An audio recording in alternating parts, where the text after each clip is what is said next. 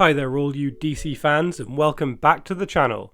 Well, as this video goes live, the much anticipated Penguin series starring Colin Farrell has begun and the hype for the Batman universe is back. Matt Reeves recently announced that the script for the Batman Part 2 is finished and I for one cannot wait to see the follow-up. The Batman is one of my favourite DC movies ever made. It's certainly up there with The Dark Knight and I'm keen to see the story continue. Very little details are currently known about the film, so I thought it would be fun to discuss the various DC villains who I believe are likely candidates for the sequel. So here it is, the top 5 villains I believe could be the central antagonist.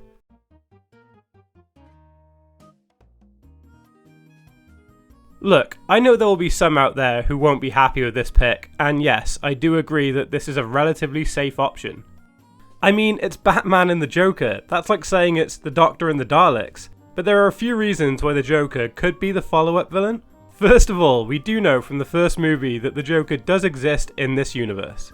As Gotham sinks during the climax of the first movie, the Riddler watches his plan unravel from a cell in Arkham.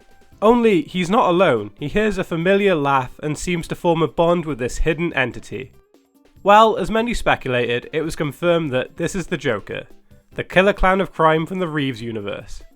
A deleted scene was shared a few months later which had a fun interaction between Batman and the Joker. And fair play, from this short scene alone I am sold on Barry Keoghan's take on the Joker. Look, to a casual audience, illustrating the use of the Joker in the film will sell tickets. The character will just do that. And equally, if I were writing my own Batman movie, I would want to use the Joker as well. He's just such an iconic and fun character, so I wouldn't blame Reeves in the least if he decided to do this. However, I think it's more likely the Joker will be used in a smaller capacity and the Batman Part 3 will focus on him. I think the endgame here is a version of Arkham City with the Joker leading all the chaos.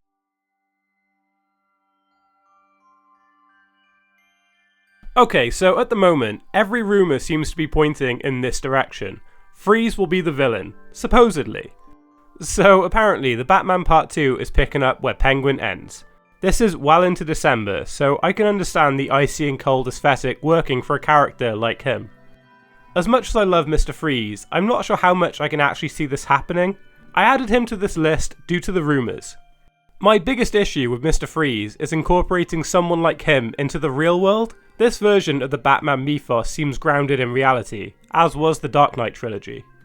To me, Mr. Freeze seems too fantastical to exist in this world. However, if they find a way to pull this off, then I'm very on board with him as the next villain. Part of me thinks the goofy and fun take from the extended toy advert might discourage people from wanting to use the character.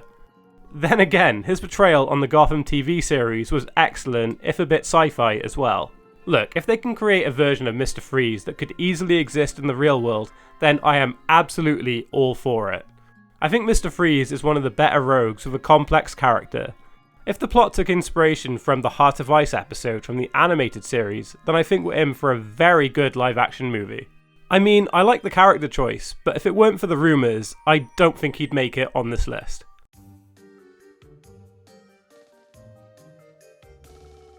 So, like I said previously, I believe the characters in this universe need to be grounded in reality. It's why portraying the Riddler akin to a serial killer similar to the real world Zodiac killer worked so well. Which is why I think the Scarecrow would be such a good choice for a follow-up threat. Batman Begins had such a good version of the character, again, grounded in reality. But I think to really establish itself, the take would need to be different. I think a street-level version of the Scarecrow would be a lot of fun to see. In my head, I imagine something similar to Count Vertigo in the Arrow TV series, a drug lord who supplied Starling City with vertigo, a powerful drug. I think the drug use could be an interesting way for this character to transmit his fear serum. I know it's usually done via a powerful gas, but I think if it's weaponized in drug form in Gotham's rough underbelly, it continues the grittier edge the first one had.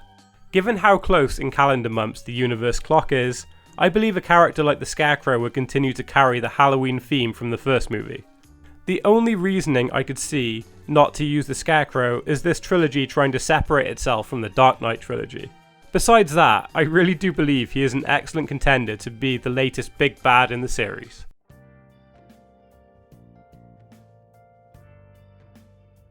Hush is such an iconic villain in the Batman brand, arguably the most well-known villain of the past few decades not to have an appearance on the big screen as of yet. I don't know about you, but Batman Hush is one of, if not my favourite Batman graphic novels. It tells such a compelling story from Bruce's youth and introduces such an interesting new villain into the mix. A story that would work so well in this universe, and a story that has some foundation already. I mean, I would guess the journalist who Thomas Wayne had Falcone murder in the first film is Thomas Elliot's mother. I mean, in bold writing on top of the article, the Riddler wrote Hush, which seems to be a big allusion to me. We see how much this version of Batman hates the Bruce Wayne persona, so I think having some links to childhood with Thomas could be such a fun dynamic. We've already seen a version of Hush resonate with the DC audience, as I would argue he and Alice are the best parts of the Batwoman TV series. I can see Hush going two ways in the movie. Either he is the primary antagonist who blames Bruce for the death of his mother, or he's a background villain, similarly to the Penguin who will go on to have his own series afterwards. Whatever the case, I really hope we get some version of Hush in the next film.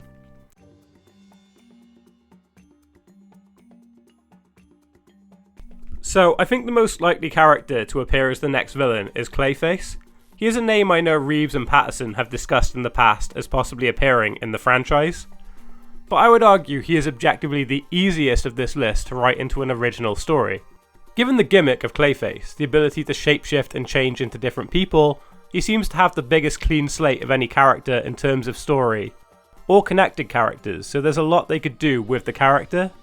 I think they could carry on with the serial killer elements and have him steal faces of his enemies and attempt to blend into different areas of Gotham.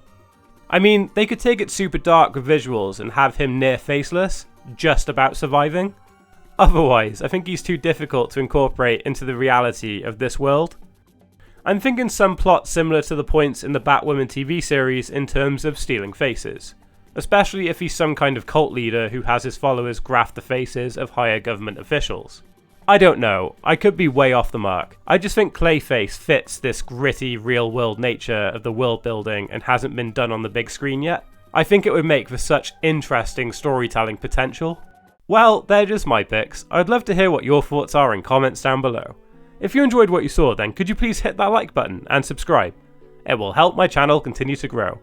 Whatever the case, I hope you enjoyed the next Batman movie. I will see you all very soon.